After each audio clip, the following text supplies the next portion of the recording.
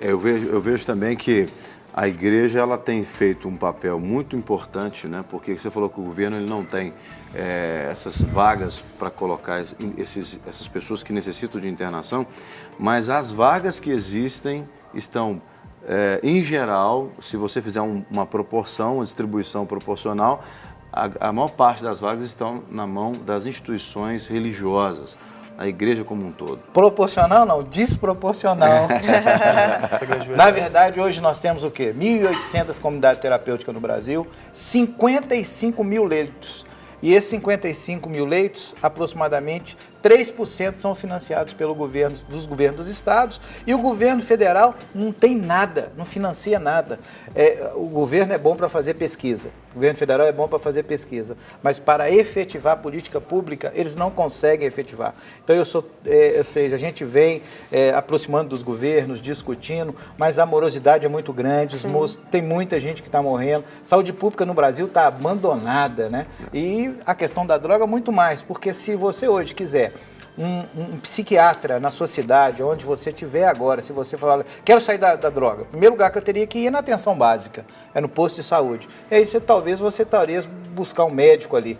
O médico deve ter, ou seja, daqui uma semana você vai, ou seja, a coisa tem que ser imediata. Sim. A pessoa é doente, então o doente precisa de atendimento. Na questão da dependência química, as comunidades terapêuticas, a coisa só não está pior porque hoje nós temos, nesse momento, 55 mil pessoas internadas em todo o Brasil.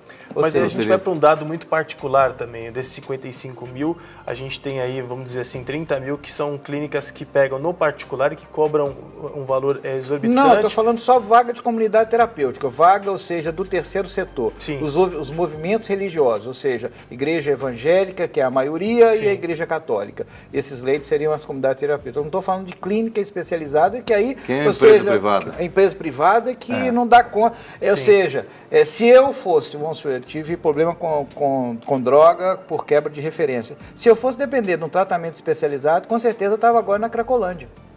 Se não tivesse uma igreja, eu tivesse me acolhido. Bom, vamos falar do programa agora, né? No caso, o programa Resgatados. Como é que você vê que o programa já contribuiu, porque o programa veiculou durante um período, agora vai reestrear hoje, e a produção checa para mim um horário direitinho para a gente informar aqui. Como é que o programa Resgatados hoje, que como você disse, é o primeiro programa que trata do assunto especificamente, fala abertamente, você vê que o programa pode contribuir, diretamente falando? Olha, a ideia do programa primeiro a gente trouxe para o estúdio, então a gente traz pessoas que tiveram problema, mas também trazemos especialistas.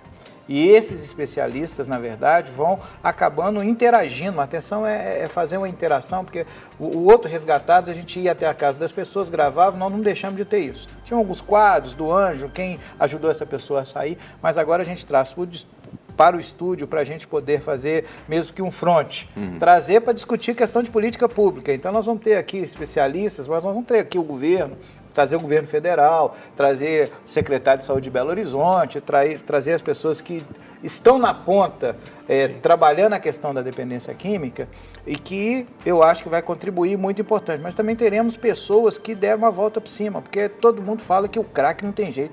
E isso parece que é só eu que estou enxergando. Um monte de gente que tem recuperado, ou seja, pessoas missionários, vários missionários hoje no Brasil tiveram problema com dependência química. Hoje eu estou nativo, posso contribuir, eu sou um ex-dependente químico, então as pessoas acham que não tem como largar as drogas, né? Então, é uma doença que precisa ser tratada, tanto no corpo, alma e espírito. Buscar um local especializado é muito importante para poder tratar. Não pode se tratar isso de qualquer jeito, de qualquer assunto. Então, o Resgatados vem com esse propósito. Muito bem. Então, para você que está em casa, quer saber um pouco mais sobre o programa Resgatados, nós temos aqui uma chamada do programa e aí já prepara para anotar o horário, inclusive, para você assistir e aprender um pouco mais e ter esperança, né, que a situação pode ser transformada. Assiste aí. Crianças, jovens e adultos presos ao mundo das drogas. Uma epidemia que destrói vidas, famílias. Um caminho, muitas vezes sem volta. Em um novo formato, o Resgatados reestreia na programação da Rede Super, trazendo relatos e histórias de quem andava em direção à morte, mas ao longo da estrada teve um encontro com a vida. E mais, Especialistas trazem esclarecimentos, falando sobre as consequências do uso de drogas para o corpo e para a vida em sociedade.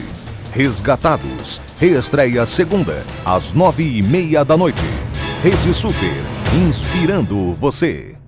É hoje, viu? Hoje, 9h30 da noite, o pastor Hélio está lá, já tem programas gravados aí. Já, alguns programas muito interessantes. O programa de hoje, a gente inclusive faz uma retrospectiva do que a gente pôde produzir, do Resgatados. E muito interessante, pastor, a gente dizer da quantidade de pessoas que nós sabemos que ao ver o programa tomam uma atitude de buscar uma saída, de buscar uma possibilidade de dar a volta por cima. Então, o programa é muito isso, levar para a família que há esperança, há tratamento, não tem nada perdido, ou seja, a intenção da Rede Super, junto com a equipe do programa, é trazer justamente essa esperança. Quer dizer, abre uma porta para a pessoa ver que ela tem condição de sair de onde está para uma vida melhor, né? A gente trabalha numa loja que há vida após as drogas. Então, ou seja, a pessoa volta a viver. Nós vamos ter aqui relatos nos próximos programas de pessoas que estavam vivendo ali há bem pouco, uma semana na Cracolândia, e as pessoas passavam por essas pessoas e ninguém se importava. Então é um grupo de pessoas também que a gente precisa de começar a se importar. Agora, antes de você falar, Maurício, se o pessoal quiser, por exemplo, uma ajuda especializada, o Credec tem essa ajuda para disponibilizar para as pessoas, você tem aí o contato? Não só o Credec, mas hoje a Igreja Batista Alagoinha. Nós temos um culto específico, que é o Culto dos Resgatados, que é toda quarta-feira, às 19h30 no Salão Fé. Tem uma equipe ali de profissionais, psicólogo, assistente social, mas também temos o Credec, que tem um ambulatório em Belo Horizonte, onde a gente faz o acolhimento para encaminhamento para o tratamento e, se necessário, levar essas pessoas para a internação. O telefone do Credec? 31-3461-4400 é o telefone da vida. Eu ia te perguntar exatamente do culto, você já respondeu, da quarta-feira o culto acontece. E só para a gente finalizar, pastor Wellington, quem passa por um usuário de crack, quem passa por um dependente químico nas ruas, que tem infelizmente tornado mais comum do que a gente gostaria de que se tornasse, qual que é a forma correta de se portar? As pessoas têm medo, as pessoas têm pavor. Qual que isso nos Resgatados, eu sei que o senhor vai abordar, mas só para dar uma dica para o pessoal de casa. 3 coisas que eu acho que tem que ter: fé, ousadia e compaixão. Fé para poder tirar aquelas pessoas dali, ousadia para chegar perto e aconselhar e mostrar uma possibilidade para as pessoas se ajudarem. Sabe? Então, acho que não tem nada perdido. E a compaixão é do nosso Senhor Jesus Cristo, ou seja, porque Ele não desiste de ninguém.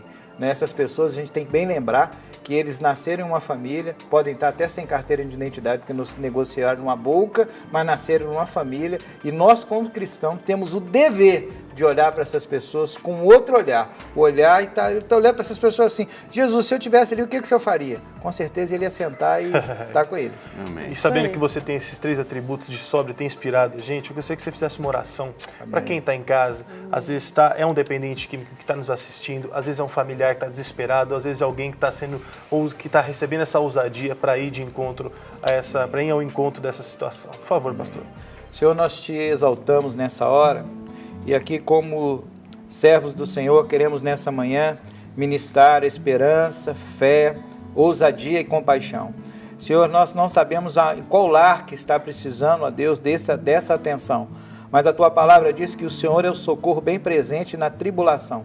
Por isso, Deus, em nome de Jesus, Pai, que o Senhor possa entrar dentro desses lares, levando, Deus, a sua graça, a sua misericórdia e mudando, ó Deus, essa situação. Transforme, Pai, a tristeza em alegria. Pai, transforme o choro, ó Deus, pode durar a noite inteira, mas a alegria vem pela manhã. Por isso, Pai, toque nessas famílias agora. Nós agora determinamos a bênção do Pai, do Filho e do Espírito Santo sobre essas famílias. Ó Deus, olha com um olhar diferenciado para o nosso Brasil nessa hora, que vive esse problema do crack, esse problema das drogas. Senhor, nós sabemos que os governos já perderam, mas nós sabemos que o Senhor é o maior vencedor de todas as coisas, de todas as guerras. Por isso, Pai, dê direção e levanta o Teu povo com poder e graça nessa manhã, no nome de Jesus. Amém. Amém. Amém. Obrigado, pastor Wellington. Obrigada, Sempre um prazer ter você aqui no programa. Sou apaixonado pela vida igual vocês. Amém. Amém.